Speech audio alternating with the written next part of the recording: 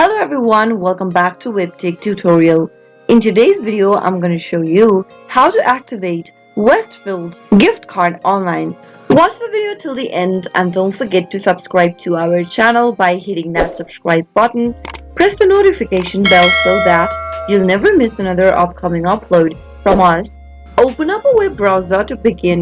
In the web address bar, type in www.westfield.com.au and press enter on a keyboard. You'll soon end up in the official web page of Westfield. From the main home page, mouse over to the gift cards tab at the top right, and under gift card, click on the activate card button. Scroll down from the next page and enter your security confirmation code and your card reference number.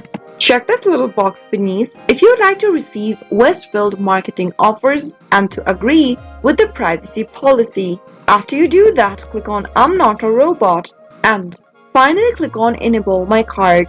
Doing so will activate your Westfield gift card right away. The Westfield gift cards allow you to redeem at over 8,000 participating retailers at Westfield shopping centers across Australia. I hope the tutorial was helpful to you. If it was, go ahead and give us a thumbs up. I'll soon be back with more videos like this. Thank you for watching.